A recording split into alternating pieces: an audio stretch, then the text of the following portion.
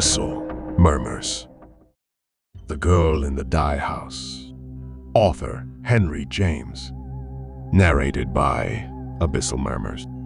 This morning, the entire village of Leavenworth was thrown into a frenzy by the news that a dead body had been discovered at the dye house set up on the wasteland at the edge of the village. Let's talk a bit about that dye house. It was a project built under a policy supporting traditional crafts in rural areas, aimed at creating jobs for the local people. The plot, where the factory was erected, had once been a place where those dying of starvation dragged their emaciated bodies to breathe their last breaths. Hence, before the factory was built, the area had been known as the Starvation Burial Ground. Of course, there were a few mass graves, but before construction began, the authorities and villagers had relocated the bodies to a cemetery not far away. As of today, the factory has been in operation for more than a year, providing numerous jobs, not just for the people of Leavenworth, but also for the residents of 3 neighboring villages. No longer did villagers have to migrate to industrial zones in other provinces to seek employment. They could now work right in their hometown. Everything had been running smoothly until 6 a.m. this morning. Annika, a worker who had only been at the dye house for a little over 2 weeks, went to check on a large dyeing vat to prepare the fabrics. This vat was one of the larger ones, designed with an iron ladder for ease of climbing up and inspecting. After climbing up to the railing, Annika casually grabbed a bamboo pole and stirred the boiling water a few times. Suddenly, she felt the tip of the pole hit something strange. Thinking it might have been a rat or stray cat that had accidentally fallen in, since it wasn't uncommon for wildcats searching for food to misstep and tumble into the vat, she used the pole to try and fish it out. However, what she lifted was far from what she had expected. As the pole was pulled up from the water, the entire factory echoed with a shriek. What had caught on the pole was not a rat or a cat, but a bundle of black hair, accompanied by a patch of scalp that had been boiled off. Sure enough, at the bottom of the enormous, bubbling, dying vat, there was a dead body. This shocking news spread like wildfire. Soon, not only the villagers of Leavenworth, but also those from surrounding villages had gathered, crowding around the dye house to witness the unfolding events. The air was thick with murmurs and excitement, unsettling the entire area. Even the tea vendor under the banyan tree at the village entrance seized the opportunity to make 10 times her usual income, thinking to herself, well, if someone dies once in a while, I'll be rolling in money. Back to the body in the dye vat. After the police were notified, they immediately dispatched officers to the scene to take witness statements. At the same time, several workers responsible for the furnace tried their best to cool down the vat as quickly as possible. But after an hour had passed, they still had not managed to retrieve the body. The longer they waited, the more impatient the crowd grew. A few overly curious onlookers even ducked under the security tape to get a closer look. This caused quite a struggle for the village officials and the outer ring of guards. Seeing this, Mr. William, the village chief of Leavenworth, grabbed a gigantic megaphone he'd bought from the district market and said, "Hello, everyone. Please calm down and stop crowding the scene so the authorities can do their job. If one of you messes with the electric wires, you're going to fry yourselves." He then coughed a few times into the loudspeaker. At that moment, a woman burst out of the dye house shouting, "They've got it. They've got it." Those standing nearby immediately swarmed around her, bombarding her with questions. She swallowed hard, her face still pale, likely from seeing the stewed remains of the body. "The corpse was that of a woman, because I saw that the body was dressed in women's clothing." "Are you sure?" someone else asked. She nodded firmly, confidently affirming that it was the body of a woman. Over on the other side, some people, disregarding the crime scene preservation rules, rushed inside for a closer look. As soon as they entered, just a glance was enough to send them searching for a place to vomit, as the sight was too horrifying. The police officers who placed the body on the stretcher witnessed a corpse, boiled to the point where much of the flesh had rotted away, exposing brownish pink bones. The victim's flesh had been soaked with red dye, creating a grotesque hue enough to make the faint-hearted lose control. One policeman looked at the victim's unrecognizable face, shook his head slightly, and then pulled the white cloth over to cover the bulging eyes and the grotesquely stretched mouth. The middle-aged officer, holding a small notebook, jotted something down before turning to speak. "Thanos, quickly investigate who this victim is." "Yes, sir," the young officer replied and left the dye factory. At the same time, 2 other officers swiftly carried the stretcher containing the body to the ambulance parked near the banyan tree at the village entrance. Curious onlookers crowded around the vehicle, even pressing their faces against the glass to catch a glimpse of the body. This made transporting the body to headquarters for investigation quite difficult. Finally, thanks to the efforts of Village Chief William and several officers, the ambulance was able to depart. Identifying the boiled corpse did not take much effort. That afternoon, a man about 50 years old came to the committee to report that his daughter, Charlotte, had not returned since the night before. The informant was Uriel, who lived at the far end of Leavenworth village. Uriel was the type who had difficulty conceiving. Years ago, after marrying his wife, they tried every possible treatment, from Eastern medicine to Western spells, praying everywhere, before finally having a daughter when his wife was over 30. After that, she was unable to have any more children. Upon receiving the report, the officer on duty immediately picked up the phone to call someone, then told Uriel, missing persons cases usually require 48 hours before filing a report. But this case, the officer sighed, causing Uriel to become even more anxious. He continuously muttered, "I hope it's not my daughter." Then they took Uriel to identify the body. At the hospital, he was led to the cold metal stretcher on which the corpse was wrapped tightly in a plastic bag. The faint sound of the zipper echoed, and the body was exposed under the dim light. Suddenly, Uriel screamed, clutching his head, then collapsed to the ground, his face pale, feeling as though all the blood had drained from his body. It took a while to calm him down before he trembled and managed to say a few words. "Oh my God, it's my daughter. Officer, this is indeed my Charlotte." "Oh dear God." He covered his face, sobbing uncontrollably. A soldier, seeing this, gently patted Uriel's shoulder, comforting him. "Come on, sir. Take it easy. Maybe you've mistaken the identity." "No, officer. Look at that. That bracelet is mine. I bought it for her when we visited the temple a few months ago. It's definitely my daughter. Oh dear God." Uriel choked out between sobs. The investigation team quickly completed the procedures for the family to take the victim's body home for the funeral. In the village of Leavenworth, all attention turned to the house at the end of the village, where a gray canopy was set up along with the mourning flag. The villagers couldn't stop talking about Charlotte's horrifying death, with many expressing their sympathy and sorrow. That same afternoon, the investigation team summoned several people for questioning, including 3 young men, Tess, Tracy, and Trixie, who were all from the village. Tess, Tracy, and Trixie were on duty at the dye factory the previous night, and the case was linked to them.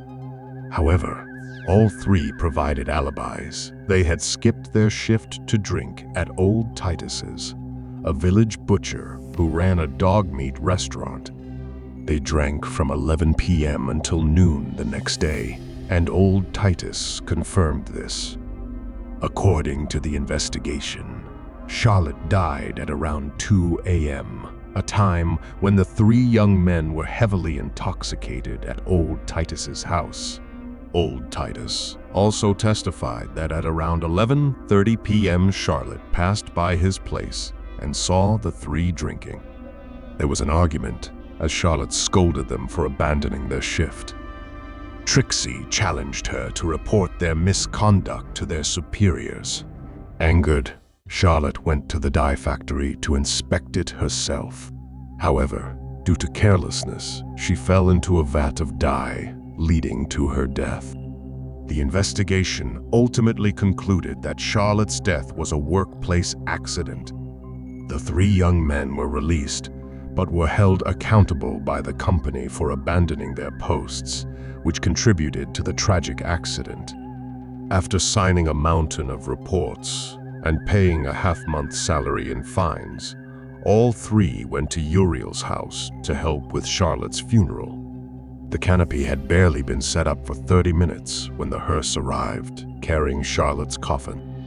In front of hundreds of villagers, the funeral workers quickly carried the coffin into the yard.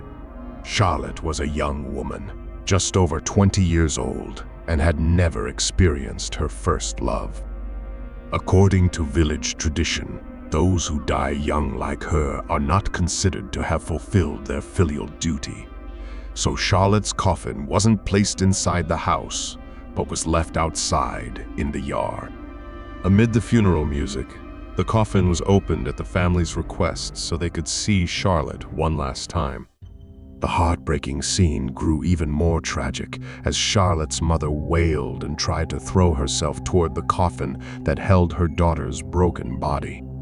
The villagers couldn't help but feel moved, murmuring about the tragic death, grieving for Charlotte's fate, and sympathizing with the unimaginable pain Uriel and his wife were enduring at the loss of their only child.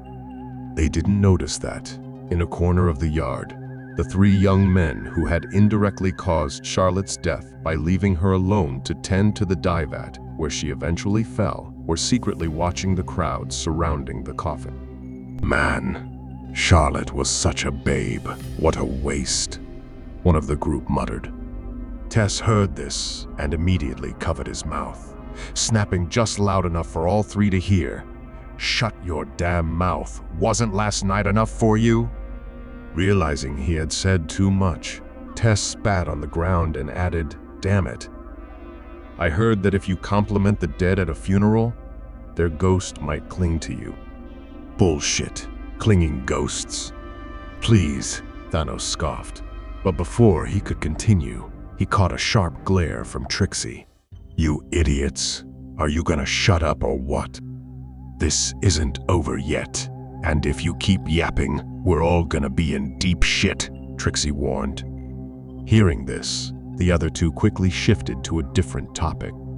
They split up, one handling tea for the guests, and the other doing small tasks around the house, trying to appear helpful. In the middle of the yard, the coffin was being nailed shut by the funeral crew, sealing the fate of the young girl. However, as Trixie had predicted, things weren't over yet. The supernatural events were just beginning.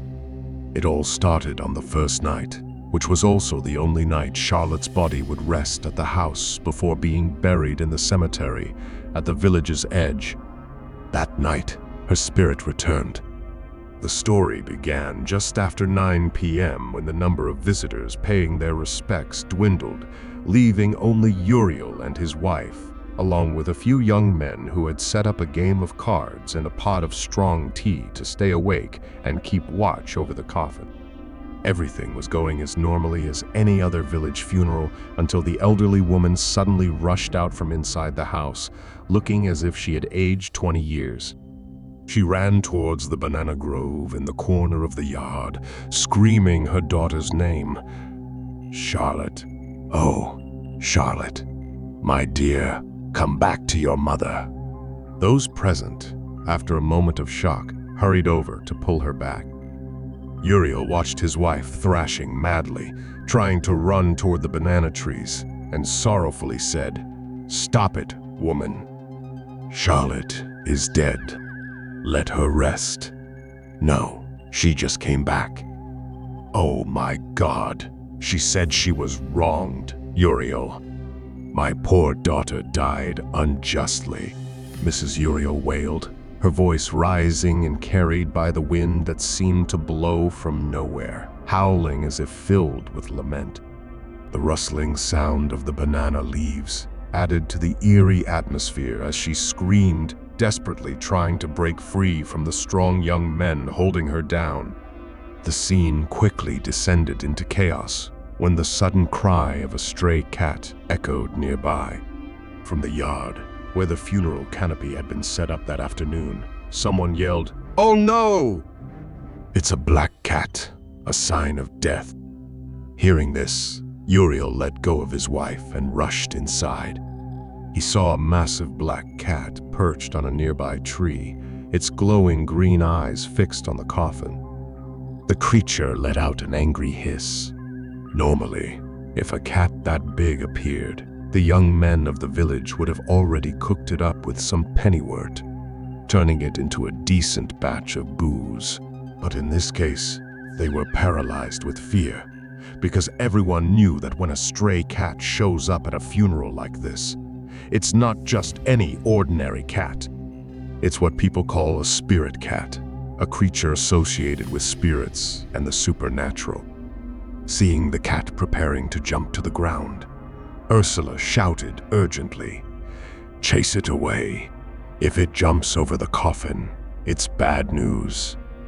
"You idiots." Despite still being terrified, the 8 young men, hearing this, knew they had no choice but to shout and wave their arms, grabbing bricks and sticks to drive the cat away. One of them even muttered threats about cooking it up with pennywort and sour broth. The animal didn't care, though. It was more than agile enough to dodge the blows that would have killed it if they had landed. It darted left, then jumped right, moving effortlessly between the branches of the wild cherry tree, but it refused to leave. Vianne came rushing in from outside, clutching the arm of one of the young men, her voice breaking with sobs and gasps. "Don't hit it. Don't hit it. It's Charlotte." Ursula heard his wife and thought she had gone half crazy, shaking his head sorrowfully as he gently pulled her aside. "Enough, woman. Charlotte is dead. Her body is right there. Let them handle this." Before he could finish, the cat suddenly leaped from the high branch, landing on the ground like a statue, its fiery red eyes glaring towards the coffin. At that moment, a loud crack echoed through the yard, accompanied by a curse. "Die, damn you, die!" One of the young men had swung a wooden stick with such force that the black cat could only twitch a few times before going still, blood pouring from its mouth and nose. Just like that, it was done for, ready to join its ancestors in the stew pot. "Phew, that was close," Ursula muttered, wiping sweat off his forehead that had been dripping down his face without him even realizing. For a moment, he thought there might be some supernatural showdown, like in those ghost stories he'd heard on the old cassette player bought from the border markets. Luckily, Vianne, Wyatt's daughter, had acted quickly, or else who knows how things would have turned out, not just for the village chief, but for all of them. The massive cat lay lifeless on the ground, and suddenly Ursula found himself craving a meal of cat stewed in sour broth, swallowing hard at the thought. He turned and said, "Hey, you guys, throw that cat in a sack and take it away so it doesn't cause a mess at the funeral." Then, patting one of the young men on the shoulder, he whispered, "Make sure you stash it somewhere. Later, you and I will whip up a few drinks." The boy beamed with excitement, nodding eagerly as he went to find a small sack to put the cat in. To him, spirit cats or not, They all ended up in the stew pot with Pennywort. But contrary to the expectation of a cat meat feast, the creature inexplicably came back to life. It let out a chilling meow, sending shivers down everyone's spine. Then, in a flash, the black creature leapt onto the lid of the coffin, its fur bristling as it glared at the crowd, frozen in shock. "Oh no, this is bad. It's possessed. It's a demon," Ursula stammered, his knees trembling, barely able to stand. Of course. Just as the village chief had said, within seconds, the cat darted into the darkness. At the same time, from inside the coffin came a knocking sound.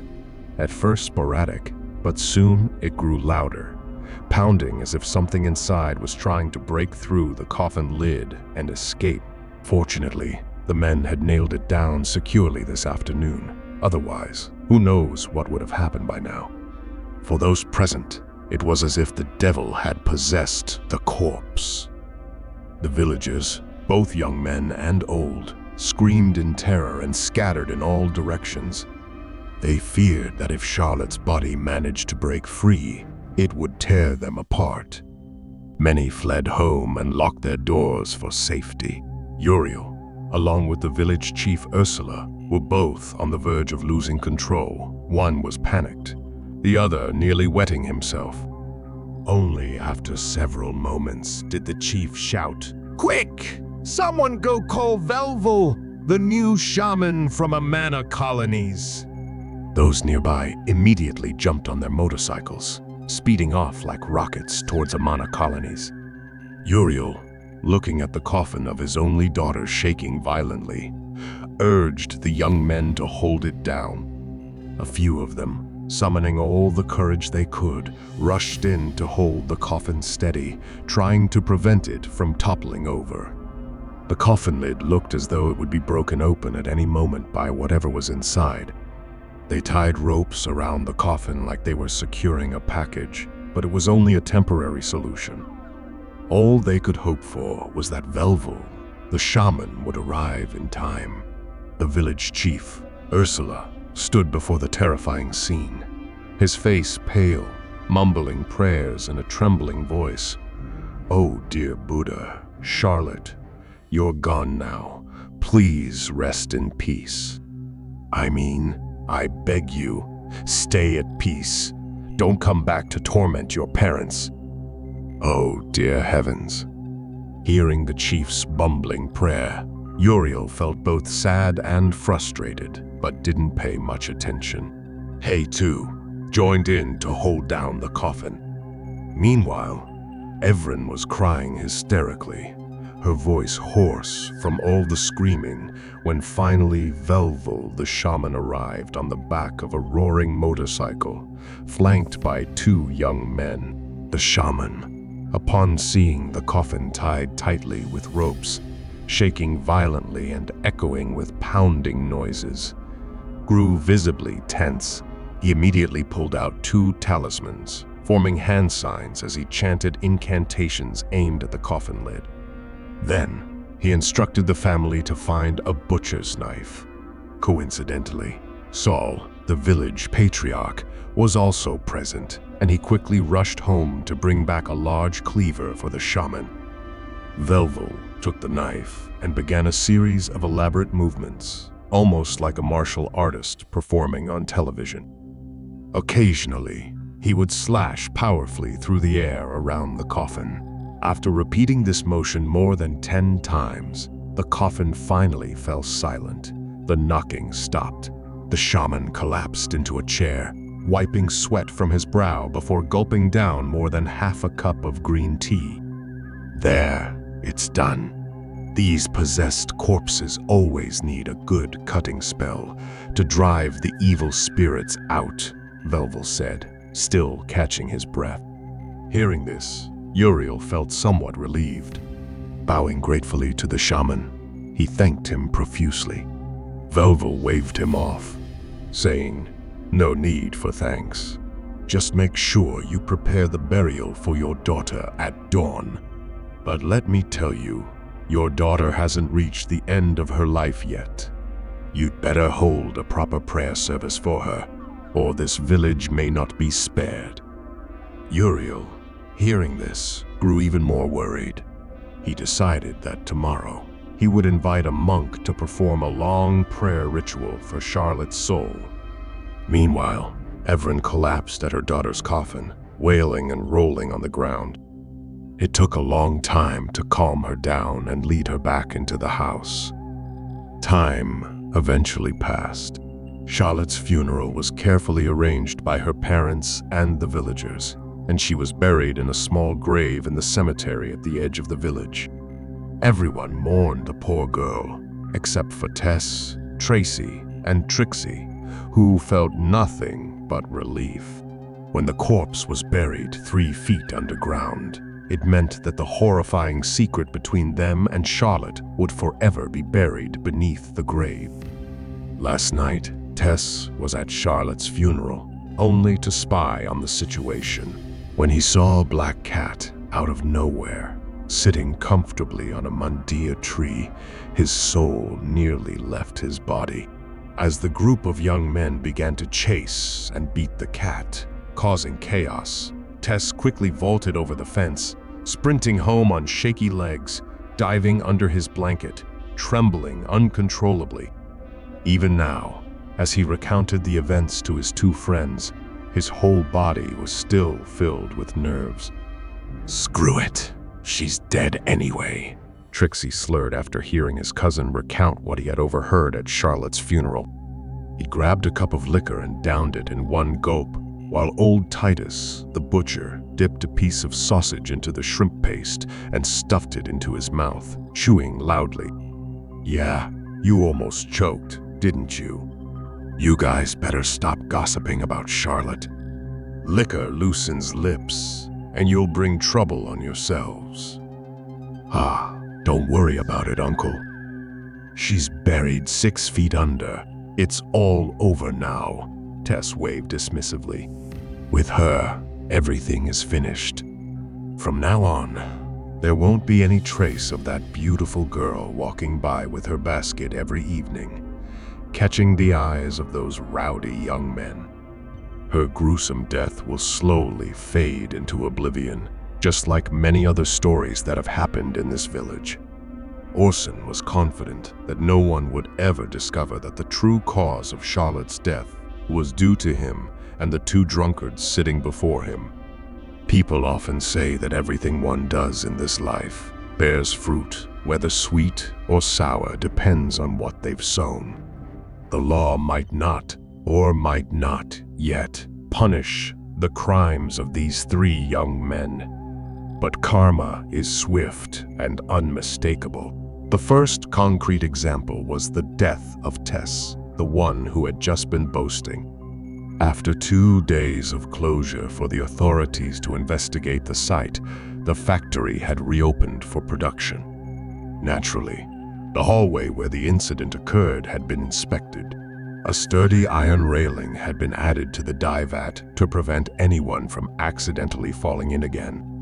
But after just 1 night, the newly replaced dye batch had to be discarded once more because someone had thrown themselves into it and died. And that someone was none other than Tess, one of the 3 involved in Charlotte's death. Due to the thorough safety preparations, everyone was so confident that no one would accidentally fall into the boiling dye vat again. Thus, it wasn't until late evening that Tess's thoroughly cooked body was discovered when his severed hand got caught on a piece of fabric. Once again, horror and panic enveloped the village of Leavenworth. In less than a week, 2 people had lost their lives. The authorities eventually concluded that Tess's death was self-inflicted, or, in simpler terms, that for some reason, the young man had decided to end his life in the dye vat. Tess's family, hearing this conclusion from the officials, felt deeply dissatisfied, as Tess had never encountered anything serious enough to make him want to leave this world. But with such a clear investigation and transparent findings, it was hard not to believe. In the end, They had no choice but to bring Tess's body back for burial and conduct the funeral. Tess's two close friends, after hearing the news that Tess had died in the very dye vat they had once mercilessly thrown Charlotte into, were filled with confusion. The strange thing was that just last night, both Tracy and Trixie were at the dye factory for their night shift. Yet somehow, Tess managed to slip past them and immerse himself in the boiling vat, only to be discovered late in the evening today. Needless to say, the two had a faint suspicion that this was related to the supernatural, that Charlotte's vengeful spirit had returned to exact revenge. Tracy sat in front of the dog meat table with no appetite to pick up a piece. He sat in silence for a long time, seemingly lost in thought. Turning to look at Trixie, who wasn't doing much better, he saw his friend also staring into space with his chopsticks resting against his chin. Ever since they had heard about Tess's death, neither of them dared to go near the funeral, fearing that her vengeful spirit would come after them next. It wasn't until more than 10 minutes had passed that Trixie finally broke the heavy silence surrounding them. "Hey," Tess said he was sick and sleeping at home since the afternoon yesterday. "So how?" "Forget it, man. He's dead now anyway. We need to worry about our own necks now. In this whole thing, I'm pretty sure that..." Before Trixie could finish, old Titus interrupted him, cut it out. "Explain this death to me. Yesterday afternoon, you said you stopped by his house to get him for work. He was burning with fever, groaning like a dog. And yet, by nightfall, he managed to walk all the way to the dye factory and swim in that vat, and neither of you knew a thing. If that's not something supernatural, what else could it be? Only spirits or demons could blind both of you like that." Indeed, it was none other than a spirit, more precisely. Charlotte's spirit, now turned into a vengeful demon that could have orchestrated such a haunting act. The specific incident from last night was that while Tess was lying under his blanket, tormented by a sudden fever, he couldn't understand why he had fallen ill. Just that morning, he had been as strong as an ox, but after a cold gust of wind swept over him, Tess collapsed, struck by sickness. But let's not dwell on that for now. The real issue was the voice that had been echoing in Tess's ears for some time, a girl's voice calling his name, growing closer and louder. At first, it was faint, but soon it became clearer, as though the person was whispering directly into his ear. "Tess, Tess." It made Tess break out in cold sweats, for he knew that voice belonged to no one other than Charlotte. "Charlotte, please spare me. I didn't mean to. You were just too tempting. Yeah, if I didn't push you down there, we'd all be in big trouble. I didn't even know you were still alive. Charlotte, you're dead now, so just let us go. I swear I'll offer sacrifices to you every anniversary without fail."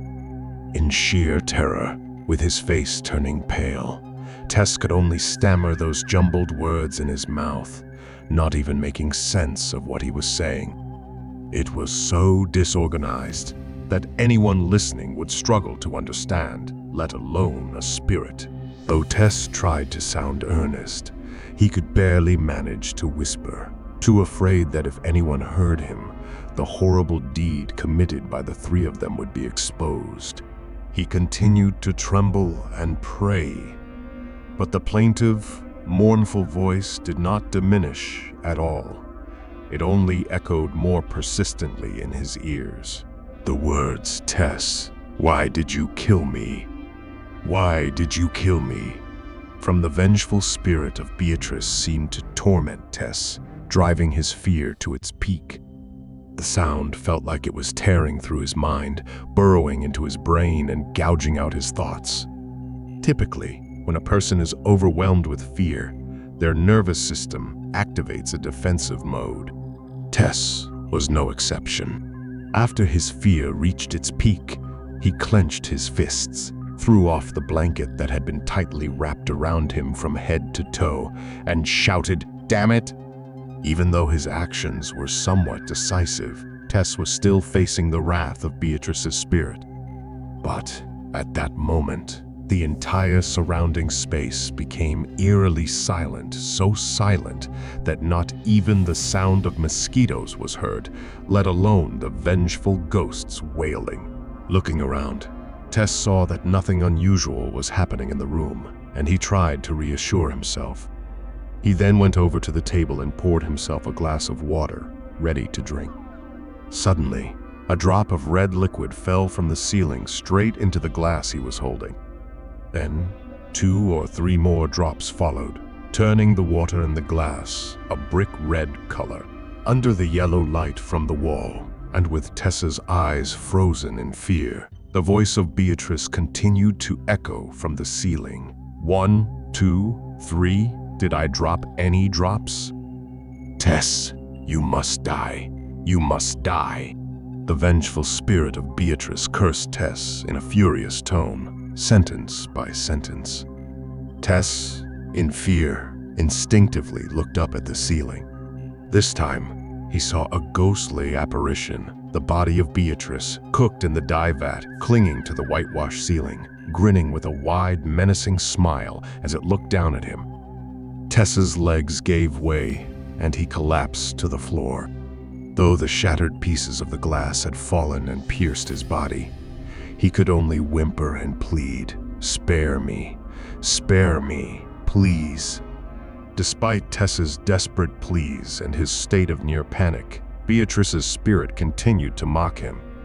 Her head bobbed from side to side, and eventually it fell off, landing right in front of Tess. The sight of the decayed, blood-soaked skull rolling around on the floor, accompanied by the spirit's vengeful curses, was too much for Tess. He screamed once before losing consciousness. From the roof, the decapitated body of Beatrice dropped its head onto the floor and reattached it to her neck. She then cast a vengeful look toward the corpse lying on the ground. Moments later, the young man slowly got up, his vacant eyes fixed on the village road. Under the dim moonlight shining on the red brick path, a shadowy figure silently walked by, accompanied by the barking of a few dogs from a nearby rooftop.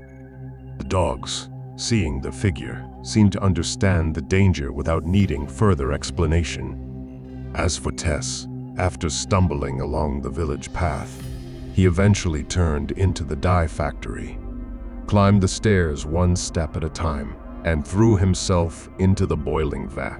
At this moment, he regained some awareness, but it was too late. He could only emit one last agonizing scream before sinking to the bottom of the vat, dying in excruciating pain. The final image Tess saw before leaving this world was Beatrice's ghost, swinging gleefully on the railing and laughing maniacally. "Hey, do you hear anything?" Tracy, sitting below the vat, asked his cousin. Trixie tilted his head, listening carefully, but he heard nothing. "Yeah, it's just the wind blowing. Nothing else," Trixie said, while Tracy furrowed his brows. "I just heard a faint laugh." Tracy said, "Forget about it, you," Trixie snapped, causing the laughter to stop entirely. The two of them continued to play chess to pass the time, unaware that their close friend was now being boiled alive in the dye vat. Later, while sitting at Titus's dog meat restaurant, Tracy suddenly remembered the sound of what was clearly Charlotte's laughter and shivered with cold dread. Meanwhile, Trixie poured himself a glass of wine, downed it in one gulp, and regained a bit of composure, saying, "Yeah, we probably need to perform a ritual for Charlotte, or else neither you nor I know who might be next." With that, Trixie cast a sideways glance at Titus. Seeing this, the dog meat seller swallowed nervously. "Damn you all, getting involved in this mess. As for me, I'm stuck with it whether I like it or not. Since I'm in this boat with you, I have to row till the end, Trixie said, pushing the glass of wine towards Titus. All right, then you all be careful, Titus said, lifting the glass to his lips and drinking it all. He wanted to get drunk to forget his wrongdoing protecting the 3 young men from legal consequences for their crime. He recalled the night a few days ago when, just before closing the shop, the 3 of them had sneaked in. Each of them was visibly agitated. After much questioning, Tess revealed that he and his 2 friends had recently wronged Charlotte. What nearly made Titus drop the keyring he was holding was that they had thrown the unfortunate girl into the dye vat. Worse, one of them admitted that they had accidentally harmed the victim while she was still alive. The guilt of these actions was truly unforgivable, but Titus understood. He and Tracy's father had once been comrades in life and death situations. Mr. Pippi had even risked his own life to save Titus on several occasions. Before his death, Mr. Pippi had entrusted his only son to Titus. Now, sending him to face legal retribution seemed impossible, and Titus feared he could not keep the promise made to his deceased comrade. Well, the dead are dead already, Titus thought, continuing to help cover up the crime committed by the 3 young men in front of him. Karma, he murmured to himself before taking another gulp of wine. Seeing this, Trixie grabbed the bottle. What are you doing drinking so much? How are you going to deal with this if you're drunk? So what should I do then? Titus asked, squinting and nodding. It's done. But who knows where to find a good exorcist? If we get a good one, it's fine, but if we end up with a charlatan, we're all doomed. While pondering where to find an exorcist, Titus added, Damn it, I know a guy who's into this stuff. Just go up there and say you're from Titus. He's a regular of mine. Don't worry. Why didn't you mention this before, Tess? Damn you, performing rituals. Calling Hebel back to do it is like asking for trouble. The 2 brothers, Trixie and Tracy, considered Titus's words, and after some thought, agreed and quickly left the village, heading to the exorcist's house in the district. They expected that after meeting the so-called exorcist, they would have to spend a lot of money to set up a ritual like in those Chinese movies. Indeed, they spent a lot of money, but the exorcist did not come to the village with them. Instead, he gave Tracy and Trixie an old wooden stake inscribed with magical symbols. He instructed them to take the stake back to the village, hide it at Titus's dog meat shop, and discuss their next steps. They were to go to the cemetery at night and drive the stake into the freshly dug grave of Hebel.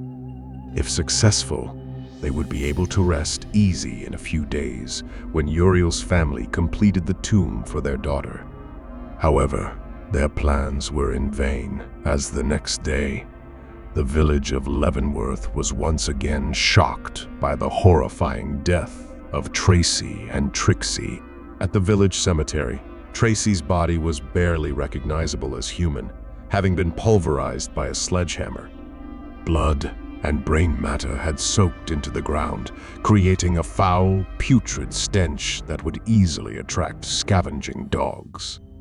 The authorities had little trouble finding the murder weapon, as the sledgehammer was left just a few steps away. Aside from the blood on the wooden handle, only Trixie's fingerprints were found. The authorities speculated that the 2 young men had some kind of conflict that led to their mutual slaughter, but what puzzled both the authorities and curious onlookers was Trixie's manner of death. He was found kneeling, with his arms bent behind him, his eyes staring blankly upwards, and his eye sockets hollowed out with his eyeballs found in his own hands. His mouth was stretched open with a wooden plank the size of his wrist stuffed inside. More precisely, someone had driven a wooden stake through his mouth, piercing through his rectum and nailed it to the ground, forcing his body into a standing position in front of Hebel's freshly dug grave. The sight was eerily reminiscent of a sacrificial offering before a ritual altar, which was disturbing enough. Yet compared to Tess and Tracy's deaths, Trixie's was considered relatively fortunate. No one could understand why Trixie met such a gruesome end. Soon, fear and anxiety spread throughout Leavenworth and into the surrounding villages. Some speculated that a murderer was lurking in the shadows, waiting for the right moment to strike. Of course, Hebel's death was also under suspicion. Even though these were just speculations from the nosy, some were so afraid of being punished that they would hide inside their homes at night, locking away their firearms and ignoring the howls of dogs outside. However, the only person who knew exactly what happened the previous night was Titus, the dog meat seller. He was the sole witness to the scene where Tracy and Trixie killed each other. The image still haunted him, leaving him feeling like half his soul had vanished. As he hid under his bed, clutching his head and mumbling incoherent pleas. Returning to the previous night, after finishing a bottle of wine and a plate of dog sausage, Titus, along with the two young men, sneaked into the cemetery. Tracy and Trixie carried the sledgehammer and the wooden stake under the dim moonlight, careful not to use a flashlight for fear of attracting unwanted attention. Whether intentionally or by accident, Trixie kept casting furtive glances toward the scene of their crime. After Tess's death, the workshop was closed for investigation and cleanup. Thus, the place was shrouded in darkness, so eerie that even an ordinary person would feel a chill, let alone the perpetrators of the incident. Why do you keep staring like that? After tonight, you and I will head to the city tomorrow to do business. Trixie raised his right hand to signal okay and quickly carried the stake into the cemetery. Standing before Hebel's newly dug grave, they double-checked everything to be sure before placing the wooden stake on the raised mound of earth. Each blow of the hammer was delivered rapidly, but the soil in this area was somewhat peculiar, making the grave mound very hard, even though it had been recently dug. After hammering about 1/3 the stake into the ground, Tracy felt exhausted and handed the hammer to Trixie, who sat down on a nearby grave to light a cigarette. "Damn it, you're smoking now." "What if someone sees us?" Trixie silently scolded, grabbing the cigarette and taking a few puffs before picking up the sledgehammer again. After delivering a powerful blow, the soil on Hebel's grave began to crack open. To Trixie's horror, 5 skeletal fingers slowly emerged from the ground, clawing at anything they could grasp. Paralyzed with fear, Trixie stood frozen as Hebel's head slowly emerged from the grave. From that mouth, once filled with the desires and passionate kisses of many young men, now spewed out a repulsive, incoherent lament. "Why did you kill me? Why did you kill me?"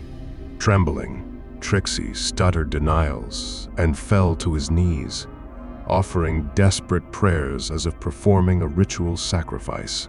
Meanwhile, Tess, resting nearby, noticed his cousin kneeling and praying to the stake and felt something was wrong. He approached to investigate and was struck dumb when he saw Trixie's eyes glowing red and dimly shining in the night. Even more terrifying was Trixie's contorted face, resembling a ghastly mask of madness.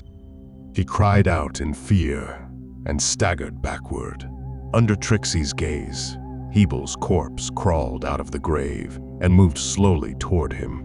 Overwhelmed with fear, Trixie grabbed the sledgehammer, shouting, "Damn you, die!" He swung the hammer fiercely at the corpse. Strangely, Hebel's body began to crawl away, seemingly retreating. Trixie, furious, continued to wield the sledgehammer. On the other side, Tess, paralyzed with terror, saw Trixie charging toward him with the hammer. He barely had time to shout 7 strikes before the hammer came crashing down on his head. The sledgehammer pounded Tess's body relentlessly, blood and brain matter splattering all over Trixie. In a frenzied state, Trixie continued to smash the hammer as if polishing shoes. Eventually, Tess's lifeless body lay still, and Trixie, panting, threw the hammer aside and collapsed to the ground, exclaiming, "I killed it! Damn it!" But there was no response, only Tess's body twitching slightly. In a panic, Titus, the dog-meat seller, grew anxious when the 2 young men did not return from the cemetery.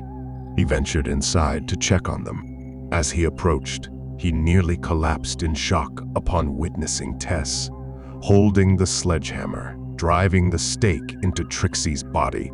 Titus was horrified by the sight of Tess's mangled corpse. Under the dim moonlight, Titus saw Tess's head was completely crushed, yet he was still able to drive the stake into Trixie. It was clear to Titus that this was beyond the realm of the living, a sight only attributable to ghosts or demons. The more he thought about it, the more terrified he became, feeling like a rat trapped in a cage awaiting its fate. Outside, a few people who wanted dog meat noticed that Titus's shop had been closed all day. They knocked on the door and called out. When they sensed something was amiss, they forced the door open and found Titus kneeling on the ground, his hands clasped in prayer, repeatedly muttering, I confess," in the astonished eyes of those present. Dear friends, the story, The Girl in the Dye Works by Henry James concludes today's video. If you found this story interesting and valuable, please support the author Henry James and the Abyssal Murmurs channel by liking and commenting. Don't forget to subscribe to the channel so you won't miss out on our exciting upcoming videos. Once again, thank you for your interest and support. Best regards, and see you in the next videos.